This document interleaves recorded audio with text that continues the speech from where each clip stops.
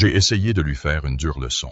Mais bon sang, on ne voit jamais l'overdose arriver. Corey a trahi ma confiance. Rick Harrison sanglotait, sa voix se brisant le silence glacial des murs gris qui l'entouraient.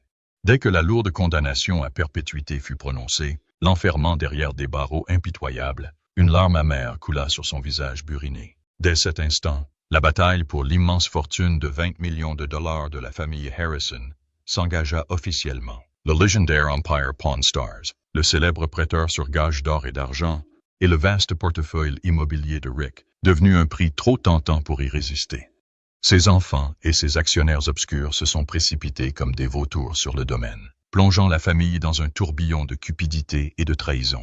Mais ce n'était pas le comble de la tragédie. Avant d'affronter ce verdict accablant, Rick Harrison s'était déjà engagé dans une âpre bataille juridique, initiée par sa propre mère. Il avait également vécu un chagrin d'amour indescriptible en voyant son fils bien-aimé s'effondrer sous l'emprise d'une addiction mortelle au fentanyl. Alors, qu'est-ce qui a poussé cet homme autrefois puissant au bord du gouffre à une peine qui lui enlèverait le reste de sa vie? Comment la gloire et la fortune ont-elles érodé sa personnalité, le conduisant à cette fin tragique derrière les barreaux? Découvrons la vérité dans cette vidéo. Célébrité et vedette. Las Vegas est connue comme la ville des rêves. Mais peu de gens devineraient que l'une de ses réussites les plus inspirantes ne vient pas d'un casino, mais d'un vieux prêteur sur gage poussiéreux niché sur South Las Vegas Boulevard. Son propriétaire, Rick Harrison, était plus qu'un homme d'affaires avisé. Il était un symbole vivant de courage et de résilience. D'un jeune garçon luttant contre l'épilepsie à une star de télé-réalité et au plus grand vendeur de films pornographiques d'Amérique, son parcours lui a valu admiration et respect dans le monde entier. Mais c'était autrefois. Rick Harrison est né en 1965 à Lexington, en Caroline du Nord, dans une famille de militaires de la classe moyenne. À seulement 8 ans, il a commencé à souffrir de graves crises d'épilepsie, une maladie qui l'a obligé à fréquenter l'hôpital et à abandonner la plupart de ses activités physiques. Tandis que les autres enfants faisaient du sport, Rick trouvait évasion et joie dans les livres, notamment l'histoire et les sciences.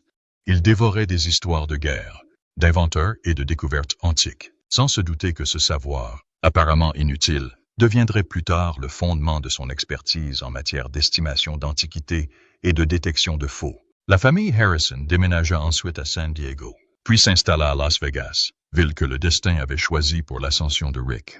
En 1981, son père, Richard le Vieux Harrison, un vétéran austère, ouvrit une petite boutique de pièces de monnaie et d'antiquités.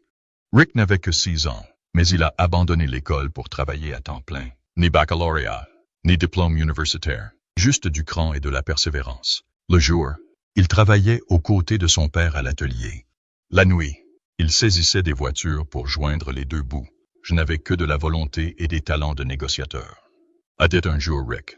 Mais son rêve allait au-delà des pièces de monnaie et des gravures anciennes. Il voulait un véritable prêteur sur gage où l'on pourrait mettre en gage tout et n'importe quoi, des vieilles alliances et timbres vintage, aux sabres de samouraï et pistolets de la guerre de sécession. Le problème? La législation de Las Vegas constituait un obstacle majeur. Depuis 1955, la ville ne délivrait de nouvelles licences de prêteurs sur gage qu'en fonction de la croissance démographique. Rick refusa d'abandonner. Pendant des années, il appela le bureau des statistiques de la ville chaque semaine pour poser une seule question. Quelle était la population actuelle? Finalement, en 1989, lorsque Las Vegas franchit la barre des 250 habitants, la licence fut accordée. Le prêteur sur gage Gold and Silver était officiellement né. Ce fut le tournant le plus important dans la vie de Rick Harrison. D'une modeste boutique de quelques centaines de mètres carrés, le magasin s'est développé régulièrement, prêtant jusqu'à 3 millions de dollars par an et engrangeant plus de 700 $ d'intérêt en 2005. Mais Rick n'était pas seulement un homme d'affaires. Il avait un sens aigu des médias. Après une brève apparition dans Insomniac avec Dave Attell en 2003, il eut une idée audacieuse. Transformer le prêteur sur gage en émission de télé-réalité. Il a présenté le projet sans relâche, essuyant refus après refus, jusqu'à ce que Left Field Pictures accepte finalement. En 2009, Pawn Stars a été diffusé pour la première fois sur History Channel. L'émission est rapidement devenue un phénomène culturel. Avec son récit captivant, ses négociations à enjeux élevés et ses objets historiques étranges mais authentiques, Pawn Stars a su captiver la nostalgie et la curiosité des Américains. Rick, son père, le vieux, son fils, Corey, et son meilleur ami, Chumley, sont devenus des célébrités. La fréquentation quotidienne de la boutique a explosé, passant de 70 visiteurs à plus de 5-0 les jours de pointe. Rick gagnait environ 15 $ par épisode. En 2023, l'émission en était à sa 21e saison avec 633 épisodes. Un exploit rare pour la télé-réalité. Mais la célébrité a entraîné des complications. Les projecteurs ont commencé à déformer le monde de Rick. Et c'est là que sa véritable chute a commencé. Deuxièmement, le raid et la découverte choquante du FBI. Aux premières heures du 8 avril, alors que les néons de Las Vegas s'estompaient dans la brume d'une autre nuit sans fin, un convoi de véhicules blindés du FBI, d'agents de l'IMRS et de représentants du ministère de la Justice américain encerclait silencieusement la luxueuse demeure de Rick Harrison dans le quartier huppé de Spanish Hills. Pas de sirène, pas de chaos, juste une simple commande silencieuse de la serrure électronique. Et la porte s'ouvrit brusquement comme le rideau se levant sur une longue scène cachée. L'éclat de la télé-réalité qui avait si longtemps protégé Rick s'évanouit, révélant un labyrinthe de tromperies, de fraudes et d'antiquités volées aux quatre coins du monde. Ce raid n'était pas un hasard. C'était l'aboutissement de près de 6 mois d'enquête sur la COVID, déclenché par ce qui semblait être un tuyau anodin d'une femme nommée Carla Menendez, professeure d'histoire dans un lycée de Santa Fe, au Nouveau-Mexique, en février 2024. Carla arrivait à Las Vegas pour les vacances de printemps. Fidèle fan de l'émission Pawn Stars, elle ne pouvait manquer l'occasion de visiter le Gold and Silver Pawn Shop, un endroit qu'elle appelait autrefois la Bibliothèque d'Alexandrie de l'Amérique. Là, elle fut captivée par un katana décrit comme un héritage du 15e siècle, héritage d'un fidèle samouraï ayant servi sous Oda Nobunaga. Rick Harrison, présent ce jour-là, confirma personnellement l'authenticité de l'objet. Vous serez peut-être la personne la plus chanceuse à entrer dans ma boutique cette année, dit-il avec ce sourire familier qui avait charmé des millions de visiteurs. L'épée fut vendue 48 $, accompagnée d'un certificat d'expertise et d'une garantie écrite d'authenticité à 100%, sans contestation possible. Carla avait puisé dans ses économies et contracté un prêt bancaire pour l'acquérir. Mais quelques mois plus tard, lors d'un colloque historique à Kyoto, un expert japonais déclara que l'épée était non seulement une réplique moderne, mais qu'elle correspondait également au modèle d'un objet volé. Du musée de la culture d'Osaka, disparu depuis 2016, un vol jamais élucidé. Carla est rentrée aux États-Unis, dévastée. Lorsqu'elle a contacté Gold and Silver pour demander un remboursement, sa demande a été rejetée. Toutes les promesses de Rick s'étaient évanouies avec le sourire qu'il avait juré.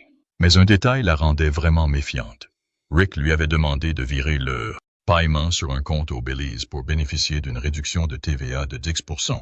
Ce détail, ainsi qu'un courriel de confirmation provenant d'une adresse anonyme et une facture comportant des codes de série dupliqués, ont attiré l'attention du FBI. L'enquête a débuté discrètement. Carla, désormais témoin clé, a fourni non seulement la facture et le courriel, mais aussi des enregistrements d'appels téléphoniques avec le personnel du magasin. Dans l'un d'eux, on entendait Rick dire clairement « Nous avons des moyens de dissimuler les véritables trésors. Seuls les clients de confiance connaissent toute l'histoire. » Ces indices ont conduit les agents du FBI à perquisitionner la maison de Rick. La perquisition a duré plus de 11 heures. Des dizaines de cartons remplis de documents, de disques durs et de périphériques de stockage numérique ont été retirés du manoir. Mais la découverte la plus choquante se trouvait au sous-sol, dissimulée derrière un faux panneau en bois dans la bibliothèque, accessible uniquement par empreinte digitale et scanner rétinien. À l'intérieur se trouvait un musée secret climatisé, exposant plus de 60 objets anciens présentant des signes de vol. Parmi eux, une Bible de Gutenberg en édition limitée, disparue de la bibliothèque de Saint-Gall en Suisse depuis 2011, la montre de poche de Winston Churchill volée au British Museum en 2009, une statue en bronze originale de la déesse Isis, autrefois conservée au musée du Caire et déclarée disparue après les troubles de 2013, et un violon Stradivarius de 12 millions d'euros, retrouvé pour la dernière fois en possession d'un musicien français disparu en 2006. De nombreux objets portaient encore des étiquettes d'inventaire du musée. Certains numéros ont été effacés, mais des traces d'UV sont restées. Un expert en conservation du FBI a confirmé. Il ne s'agit pas seulement d'un crime financier. Il s'agit d'un réseau international organisé de trafic d'antiquités. Plus troublantes encore furent les révélations d'évasion fiscale et de fraude, qui dressèrent un tableau effrayant des opérations de Rick. Les documents financiers saisis révélèrent que Rick Harrison et plusieurs associés avaient géré un réseau de transferts de fonds intraçables d'une valeur de plus de 38 millions de dollars en seulement 5 ans. Les fonds transitaient par des sociétés écrans au Belize, au Luxembourg et aux îles Caïmans. De nombreux articles vendus dans le magasin n'ont jamais été enregistrés, ce qui signifie que des centaines de clients ont acheté sans le savoir des objets non documentés susceptibles d'être saisis. 3 ans plus tard, la peine la plus lourde prononcée contre Rick Harrison par le tribunal de district du Nevada, tous les regards se sont tournés vers la salle d'audience numéro 3, le procès de Rick Harrison. Personnage central de l'émission de télé-réalité Porn Stars et copropriétaire du Gold and Silver Porn Shop, a officiellement commencé après des mois d'enquête, d'arrestation et d'inculpation fédérale. Les téléspectateurs qui admiraient autrefois Rick pour ses connaissances approfondies et son sens aigu de la négociation furent stupéfaits lorsqu'il entra dans la salle d'audience, vêtu d'un costume gris pâle, le visage dénué de l'assurance qu'il avait autrefois à la télévision. Dès la première audience, le procureur fédéral délivra un acte d'accusation choquant comportant 11 chefs d'accusation, allant du blanchiment d'argent organisé à la fraude fiscale, en passant par la fraude fédérale et le trafic transfrontalier de biens volés. Selon le procureur Klein, Rick Harrison n'a jamais été un simple antiquaire.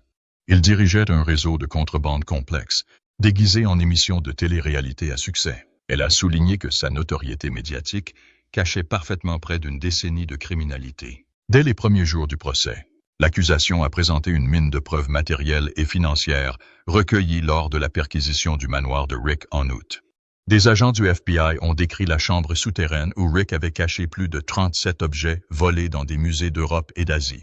Des experts d'Interpol et du British Museum ont confirmé qu'au moins 22 d'entre eux figuraient parmi les trésors culturels volés au monde. Au-delà des objets, le cœur de l'accusation portait sur le système financier clandestin de Rick, une chaîne de sociétés écrans au Belize, des comptes bancaires anonymes aux îles Caïmans et des millions de dollars de transactions en espèces non déclarées.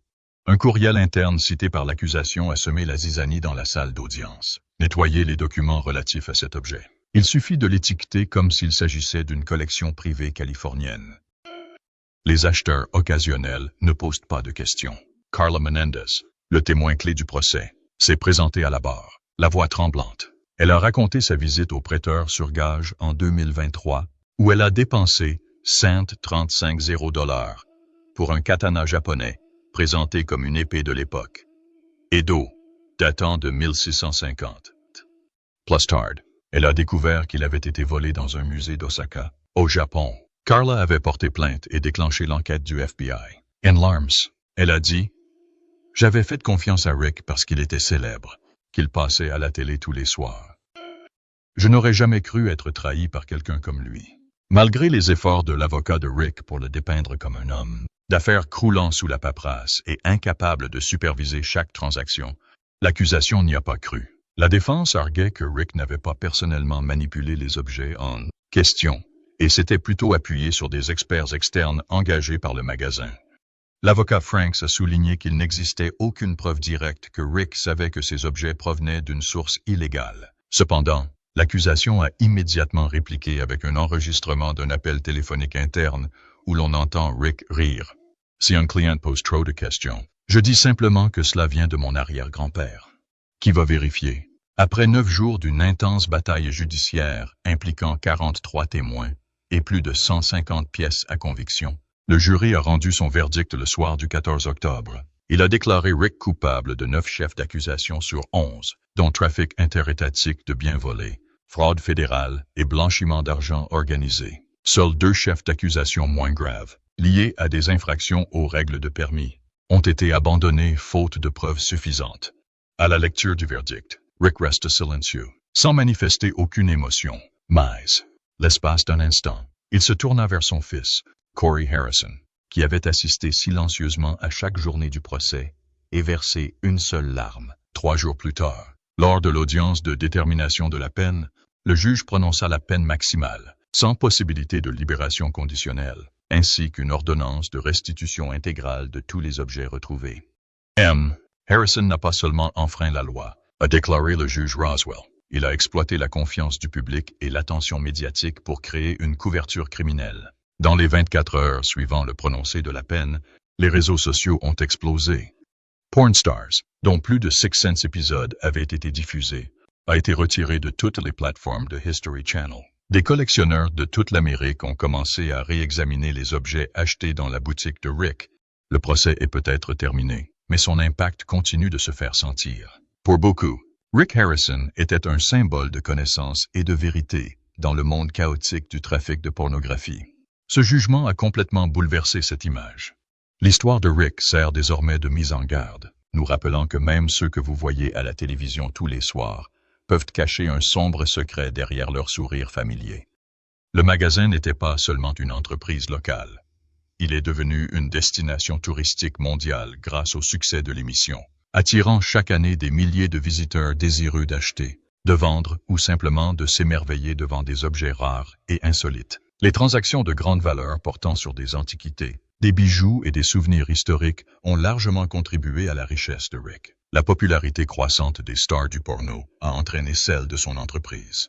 Le magasin a investi 400 000 $ pour agrandir sa salle d'exposition de près des 2/3, portant ainsi sa surface totale à 400 mètres, témoignant de son engagement envers son personnel et la prospérité de l'entreprise. Rick a même construit une salle de sport au-dessus du magasin pour favoriser le bien-être des employés. Pour faire face à l'augmentation de la fréquentation et permettre le tournage de l'émission, près de 30 nouveaux employés ont été embauchés, marquant ainsi une expansion notable des activités.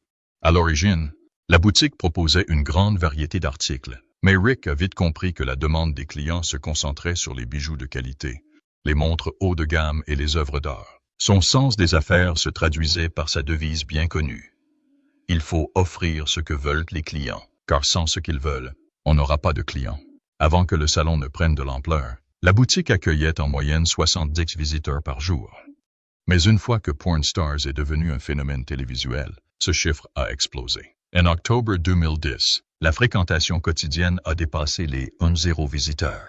En 2015, la boutique attirait environ 4,0 visiteurs par jour. Et les jours de pointe, ce chiffre atteignait 5,0. L'attention télévisée n'a pas seulement rehaussé le magasin, il l'a transformé en un monument de la culture pop, attirant fans et touristes du monde entier. L'argent a suivi. Le chiffre d'affaires annuel a grimpé en flèche, passant de 8 à 25 millions de dollars. Un bond spectaculaire par rapport à l'époque d'avant la célébrité. Cependant, la célébrité a apporté son lot de défis. Rick a parlé franchement des conséquences de la pandémie de COVID-19. Avant la pandémie, je recevais environ 3,0 clients par jour. Puis la COVID a frappé.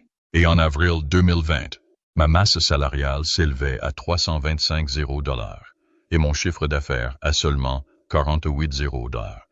C'était une ville fantôme. Malgré cela, l'activité a connu un rebond spectaculaire. L'effectif de base est passé de 40 à 250 personnes, avec 5% d'embauches supplémentaires en 2023.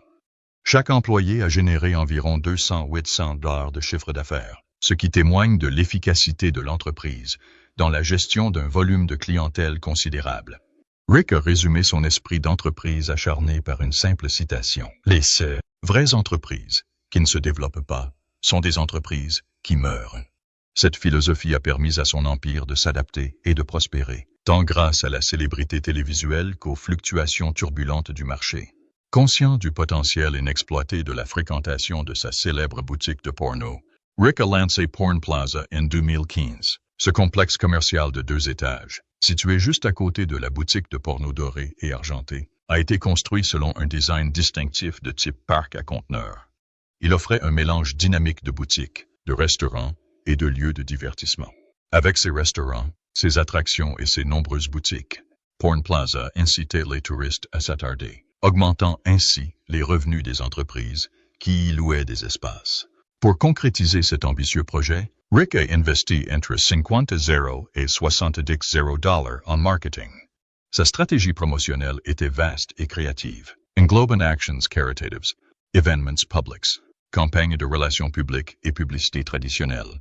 Une multitude d'événements ont suivi pour mettre en valeur la place, notamment des rencontres avec les médias, des actions de sensibilisation auprès des chauffeurs de taxi des week-ends de fans de NASCAR, des promotions spéciales et des soirées humoristiques hebdomadaires. Son emplacement privilégié, à côté du célèbre magasin porno, garantissait une fréquentation constante et des revenus réguliers aux entreprises locataires. En 2011, Rick a publié ses mémoires, License to Porn Deals, Steals and My Life at Gold and Silver. Le livre s'est rapidement hissé à la 22 et place du classement des best-sellers du New York Times. Rick y racontait avec franchise son parcours, depuis une enfance difficile jusqu'à ses succès entrepreneuriaux. Il a également révélé des perspectives commerciales uniques et partagé des anecdotes captivantes, souvent humoristiques, sur le monde complexe du courtage pornographique. Outre sa renommée d'expert en métaux précieux, Harrison a également mis à profit sa notoriété pour signer une série de contrats publicitaires lucratifs. Il est ainsi devenu le porte-parole d'American Hartford Gold, l'un des principaux distributeurs de métaux précieux aux États-Unis. Ses supports promotionnels mettaient l'accent sur la protection de l'épargne retraite grâce à l'or et à l'argent physique, comme protection contre l'inflation. De plus, en janvier 2014, il a signé un contrat comme porte-parole du rasoir MicroTouch On, apparaissant dans des publicités télévisées pour ce produit de soins personnels pour hommes. Ces contrats étaient particulièrement précieux, car Harrison connaissait le marché et lui procurait une source de revenus conséquente. Toujours en 2019, il a ouvert une galerie haut de gamme, la Rick Harrison's High-End Collection, au sein des boutiques du Grand Canal du Venetian Resort, marquant ainsi l'essor de la marque et son expansion sur le marché du luxe. Toutes ces initiatives ont largement contribué à la constitution de la fortune de Rick Harrison, estimée à 20 millions de dollars. Il possède au moins une résidence principale à Las Vegas, dans le Nevada, où il vit et travaille. Bien qu'il n'ait pas divulgué publiquement de détails sur sa maison, certaines sources la décrivent comme une demeure moderne, digne du style de vie d'un millionnaire. La propriété serait vaste et comprendrait plusieurs chambres, une salle de divertissement et un espace privé exposant ses objets de collection préférés. La valeur de la demeure serait estimée à plusieurs millions de dollars. Les archives publiques montrent également que Rick Harrison a vendu et loué pour plus de 70 millions de dollars de biens immobiliers commerciaux depuis 1996. Ces transactions immobilières représentent une part substantielle de son patrimoine total, comme Harrison l'a dit un jour à propos de ses investissements. Outre le porno, je touche à tout. Cette approche stratégique a porté ses fruits. Sa fortune actuelle est estimée à environ 9 millions de dollars. Rick Harrison est également passionné d'automobiles, notamment de modèles anciens et haut de gamme. Bien qu'il ne montre pas souvent sa collection sur les réseaux sociaux, plusieurs épisodes de Porn Stars ont révélé cet intérêt. Il a déjà mentionné posséder des Chevrolet classiques et des voitures de sport personnalisées. Des sources comme Hot Cars et Motorious estiment que Rick pourrait posséder entre 5 et 10 véhicules, d'une valeur totale de plusieurs centaines de milliers de dollars. Dans l'émission, il évalue fréquemment les voitures anciennes présentées à l'atelier, démontrant ainsi sa connaissance approfondie du marché automobile. Son garage est décrit comme un espace spacieux où il entrepose et entretient ses précieuses voitures. Cependant, comparé à celle d'autres millionnaires, sa collection de voitures est jugée modeste, privilégiant davantage la qualité que la quantité. Expert en antiquité, Rick Harrison possède une impressionnante collection personnelle comprenant des objets de grande valeur historique et monétaire. Dans l'émission Porn Stars, il a révélé son amour pour les livres rares, les montres anciennes, les pièces de collection et les armes historiques. Un exemple notable est l'achat d'un livre du XVIe siècle dans l'émission, qu'il a qualifié d'une de ses pièces préférées.